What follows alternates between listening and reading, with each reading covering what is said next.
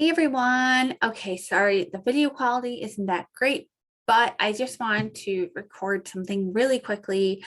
Um, First, just to say thank you. I've gotten so many very sweet responses from my stories I posted on Monday, talking about my experience of surviving an attempt to unalive myself. And I realized one of the things I kept hearing was, oh my goodness, I never knew this. So I wanted to just share a little bit more. So I guess trigger warning first. I'm going to talk about an attempt at unaliving myself. I'm not going to get into details. What I really want to talk about is what happened after. I just want to give you some of the hope that there is, because I do believe hopefully my story is one of hope and, of a better finish, a better, conclusion. And hopefully you can learn some stuff from me about how to help someone who might be going through this. First thing I definitely say is, if at all you're concerned about a friend at any level, friend, family member, the best resource is the National Hotline. They have a chat online feature. They have I think a text number. They have like every way you can possibly get a hold of them. And along with helping you, if you are thinking of unaliving yourself, it's also a great resource for people who have friends and they're trying to figure out how to get their friend help, how to best support their friend. It's just an amazing resource. So I just want to highlight that first and foremost. And then this all happened back when I was around 16 years old. I attempted twice. Obviously, I failed twice. And really, it was what happened after the second attempt that really helped me get to a place of healing, which I believe is ongoing. I'm still in that process to this day. Honestly, I am. But what really was, the reasons, right? I think if you had asked anyone who knew me back then, they would have probably never had thought that.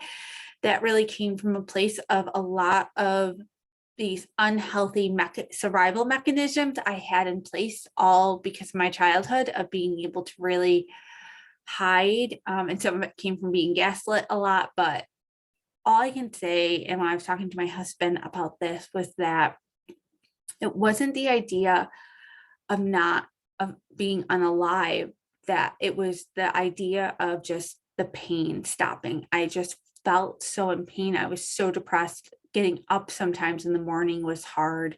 Getting through my day was hard. I just felt like I didn't have a voice. I didn't matter. And the pain was so great. It was like, this is the way to stop the pain. And I know that that is true for so many who are going through really deep bouts of depression or trauma or whatever is the culmination of things that get them to that place. So what happened after my second attempt? Well, I actually went to a retreat, and it was so funny because today I actually got a replacement of a token I got at that retreat.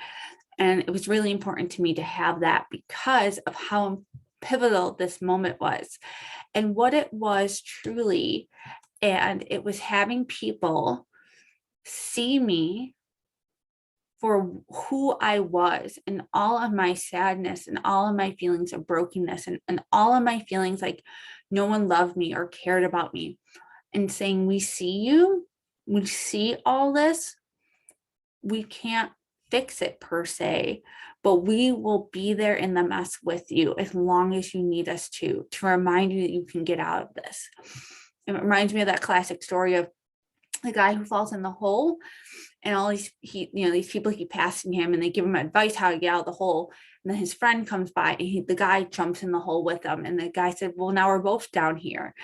And the friend who jumped in the hole says, yeah, but I know the way out. And that's what these people did for me. They were I know the way out. And that began this process. And when I say it wasn't like an overnight, aha, I was better. But it was this tiny, tiny sliver of hope. And that's all I needed, was for that, just something to hold on to tell me that it can get better. Because at that point, I didn't feel like it could get better. And it did get better.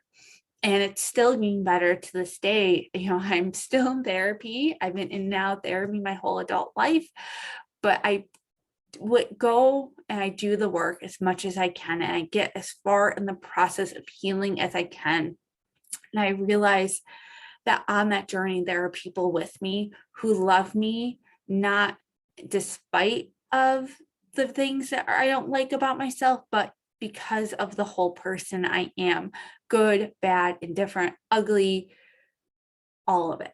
And so I just encourage you to be that for your friends. And honestly, I'll say, like, even before that retreat, I had amazing people in my life that if you asked them, they probably, like I said, had no clue something was going on. And I imagine if I had shared my ugliness with them, they would have been also another safe place, but I wasn't there in my emotional journey yet to let them in and let them see that.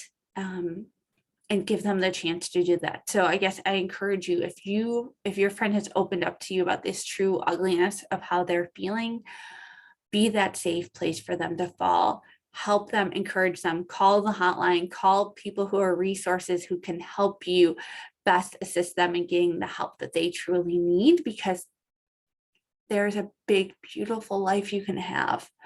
And it breaks my heart when we lose someone because of the mental illness they have, or the pain they are going through, or whatever it is that is affecting them and leading them to this place believing this is the only choice. Because I look at my life now, and this would never have happened if I had succeeded back then. And I would not have impacted the people I've impacted and be able to use my stories as much as I have to help others if I had succeeded. So that's my story. That's my message for today. I hope this was helpful.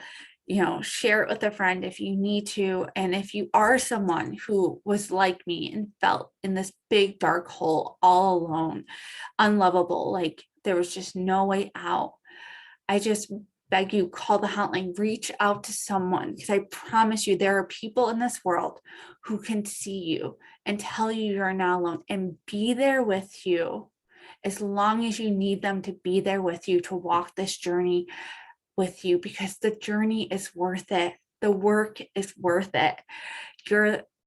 It's so worth it, because there is more and there is better to come. So thanks to everyone who was so supportive when I started to share a little bit more. I'm going to try to do a couple more of these videos sharing different parts of my journey. If they're helpful for you, if they're helpful to a friend, that's all I can really ask of my story, is for it to be helpful to someone else. So thanks so much for listening, and I will talk to you all again soon. Bye for now.